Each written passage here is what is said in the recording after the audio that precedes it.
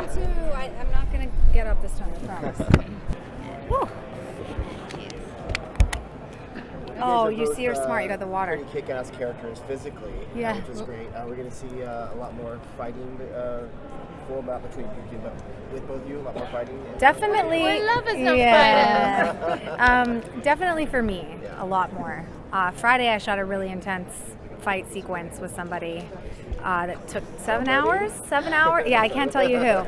7 hours it took us to shoot it. So definitely a lot more for me. I didn't know it took 7 hours. 7 hours. Yeah. It's like a gym workout. Yeah. So we kind of see Barbara take on a completely different role than she did in season 1, obviously. But now that she is with Theo and Townsend, is she going to be playing kind of both sides of the point and kind of turning them against each other? What can you tell us about her motives for going forward?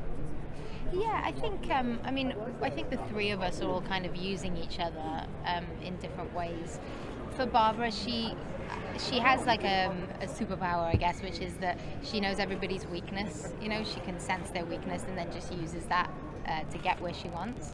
So I think there's an element of that playing out between us. But I'd say that if there was one that she favors more, I'd say that there's more of a something like a dynamic between the two of us that's like maybe like a kind of like a bit more respect or something, you know, like I feel like there's something more in that than with Galavant. I think Barbara's just purely using him, you know, she would like off him in a second if she could. Yeah.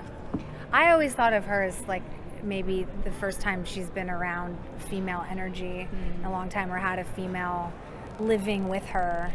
And so she's really kind of taking her under her wing and teaching her a few things maybe about how to be evil.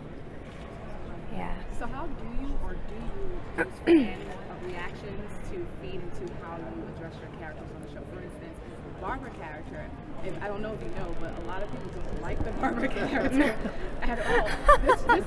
This season is actually turning because and I get it. Like I get it because, you know, she didn't do very much, and I think maybe at the beginning we wanted something for her that wasn't really going to fit in with Gotham. Like at the beginning, she was supposed to be a bit more of a safe place for Jim to go to, but then we very quickly realized that won't work in Gotham because there are no safe places.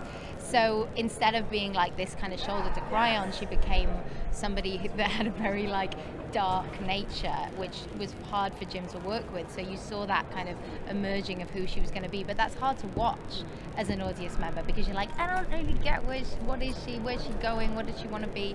So I think when we flipped it at the end of last season, people were like, oh right, I get it now, okay, she's crazy, fine, you know, you give people a clearer idea of who she is, and she gets out of the apartment and people didn't wanted to be in the apartment. And then just for your character Tabitha, yeah, I mean, she's newly introduced, so everyone's like, oh, this is badass. So what are your take on that? Like, how do you feed that into your performance? Fan reactions? Yeah. I don't, not really. I mean, first of all, I've been in 3 episodes where I've been getting fan feedback, so it's so early for that kind of thing. But no, I just try to go off of what's in the script and stay true to whatever the motivations are that they're writing into that, and hopefully people enjoy watching her, and she's certainly a lot of fun to play.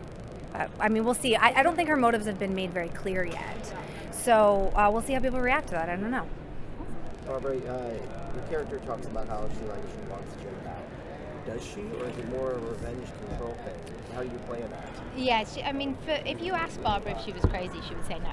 You know, her motives are entirely she thinks that she is going to get Jim back, and I think what that is about is she is inhabiting this new fabulous dark place that she's in, which is totally free. I mean, she's killed her parents. There's nothing more that you can do in life that releases you from some sort of restraint, which is what your parents kind of want for you or whatever. And I know this is an extreme version of that, but if you were to imagine killing your own parents and you were just in the world now, available, you've got all the money and you've got all the kind of resources to do whatever you want. So she is wanting from this wonderful new happy dark place to bring Jim into that, because she's like, look at what we could be. You know, we used to be this great couple. It was weird. You know, we didn't really have a great relationship, but there was something in there. Yeah. Is he like, Jim, get over here? He loves me. So yeah, she wants to bring him into this dark place with her, because they could have like fabulous, wonderful time and sex potentially. Like, Real quick, Erin, your character, Barbara, you have shades of Harley Quinn in there. There's no doubt about it. Was that intentional, or was that written in, or were you guys like, yeah, we're gonna stick that in there? It's playing. We're What can you say? I can't say anything. I mean, we're just, you know, there's shades of madness, and Harley Quinn is mad. So yeah. But, you know. Thank you guys. Oh yeah.